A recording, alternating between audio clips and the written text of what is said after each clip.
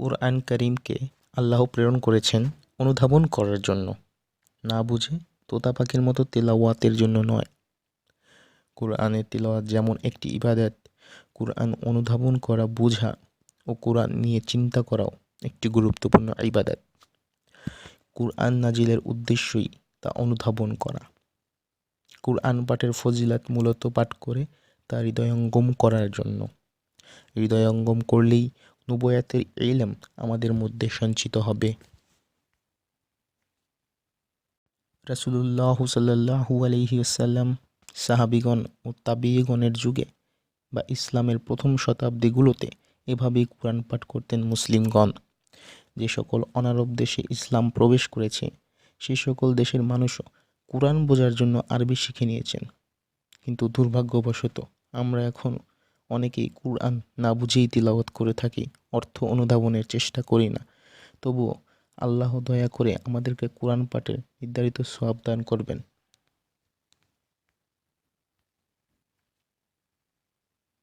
কারণ তিনি হচ্ছেন অতি দয়ালু, তার দয়ার কোনো শেষ নেই। মহান আল্লাহ তাআলা বারবার উল্লেখ করেছেন যে কুরআন নাজিল করেছেন এবং তা বোঝার জন্য সহজ করেছেন, যেন সবাই তা বুঝতে পারে এবং তা থেকে শিক্ষা গ্রহণ করতে পারে।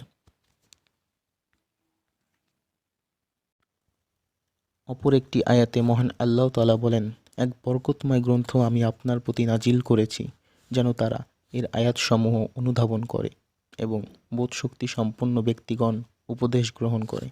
কুরআন কারীমে 4 স্থানে মহান আল্লাহ তাআলা বলেন, নিশ্চয়ই আমি কুরআনকে বুঝার ও উপদেশ গ্রহণ করার জন্য সহজ করে দিয়েছি। কে আছে উপদেশ গ্রহণ করার?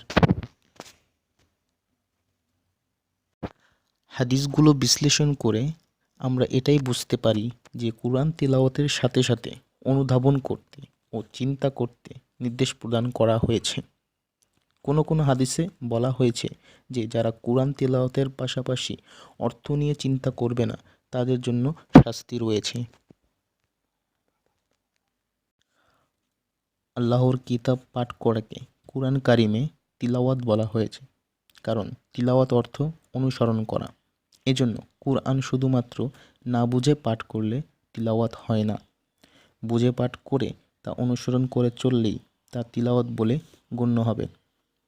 মহান আল্লাহ তাআলা ইরশাদ করেছেন, যাদেরকে আমি কিতাব প্রদান করেছি তারা তা সত্যিকারভাবে তিলাওয়াত করে, তারাই এই কিতাবের উপর ঈমান এনেছে।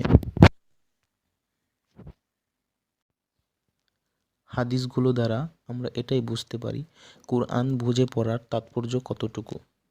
যারা কুরআন বুঝতে চেষ্টা করে না তাদের বিষয়ে বলা হয়েছে, তারা কি কুরআন অনুধাবন করে না, নাকি তাদের অন্তর তালাবদ্ধ? এই আয়াতটি দ্বারা বোঝা যায় যে কুরআন বুঝে পড়ার জন্য কতটুকু জোর দেয়া হয়েছে।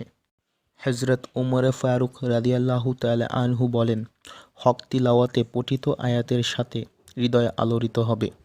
যে আয়াতে শাস্তির কথা বলা হয়েছে সেখানে থেমে আল্লাহর কাছে শাস্তি থেকে আশ্রয় প্রার্থনা করতে হবে। যে আয়াতে জান্নাতের কথা বলা হয়েছে সেখানে থেমে আল্লাহর কাছে জান্নাত প্রার্থনা করতে হবে। এভাবে হৃদয় দিয়ে তিলাওয়াত করলে তা সত্যিকারের তিলাওয়াত বলে গণ্য হবে। তাহলে আমরা যদি কুরআনের প্রত্যেকটি আয়াত এভাবে বুঝে পড়ার চেষ্টা করি তাহলে অবশ্যই আমাদের ঈমানি শক্তি আরও বৃদ্ধি পাবে। মহান রব্বুল আলামিন আমাদের সবাইকে সহিশুদ্ধভাবে কুরআন তেলাওয়াত করার তৌফিক দান করুন। আমিন।